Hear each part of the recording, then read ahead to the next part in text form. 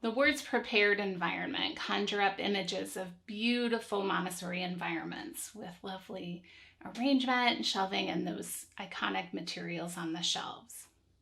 Well, there are a lot of things to consider as we prepare the environment, particularly when it comes to materials. So we need to think about with materials, what are the different kinds of materials that we need in the classroom? How do we organize them? How do we prepare them? So we can think of materials, we can think of those Montessori manufactured materials, the checkerboard or the geometric solids or all those things we see on the shelves that we get from a Montessori manufacturer. Now we need to be sure that we get all the materials. They are expensive. And it can be a challenge, particularly when you're opening a new classroom. So, have a plan. If you can't get everything all at once, get what you need for your first year and have a plan for building beyond. But find a way that you can get all those materials for your classroom so that you can help serve the children's self-construction. All right, then there's the teacher-made materials. So we've got nomenclature, body functions, the economic geography maps, any number of things.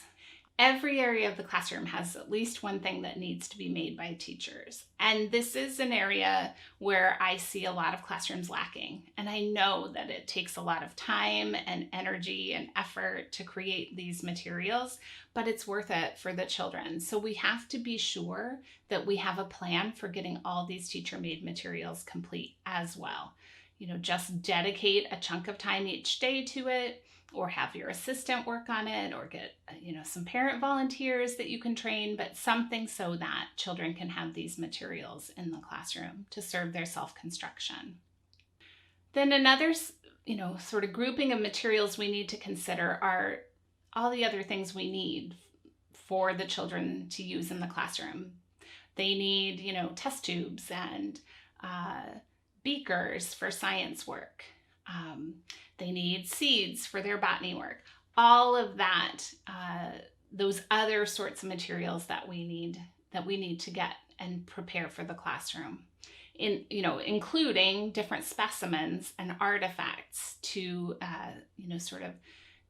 further their exploration. Now, as you're considering all the materials and how to put them on the shelves, the Montessori manufactured materials come often in very beautiful wooden boxes. And so that's the sort of aesthetic we need to apply to all the other things we put on the shelves. So if we're making prepared tickets for the binomial cube, let's find a lovely little container to put those in next to the binomial cube. If we're looking to store, our word problems tickets somewhere, maybe we can find a beautiful pouch to put those in. These are the things to think about as you are displaying the teacher-made materials, the other materials, everything on the shelves. How beautiful can we make it? How can we make it appealing to children?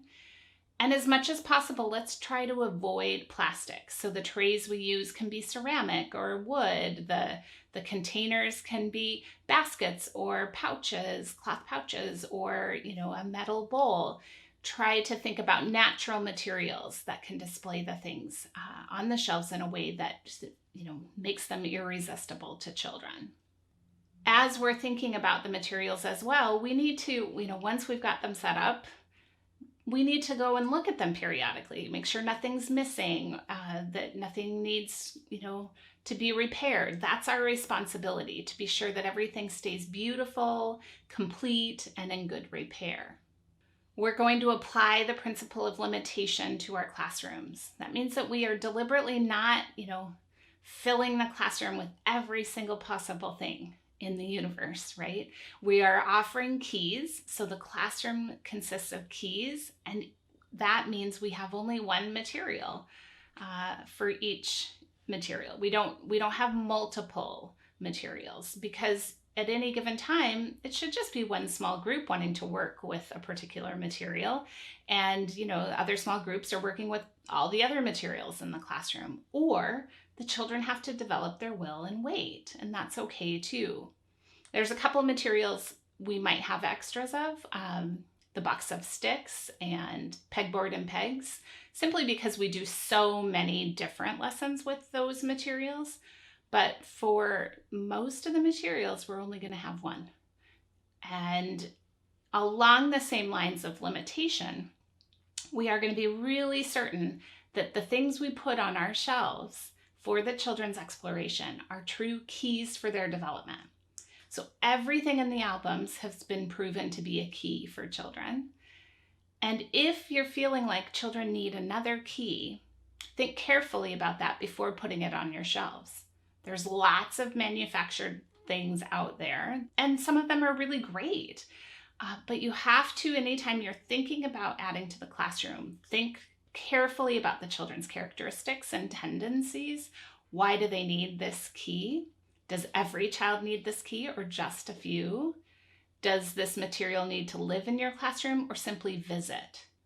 So it's not that we don't ever bring anything in, but we have to be very careful and conscious about how we do that, because we don't want to overwhelm the children and we don't want to limit their exploration because we've brought too much stuff into the classroom. What we have is designed to inspire exploration and to, sort of open the doors to all of that. We don't want anything else to perhaps limit that. So these are some important considerations as you're thinking about the materials that you're going to put in your classrooms as you prepare your environment.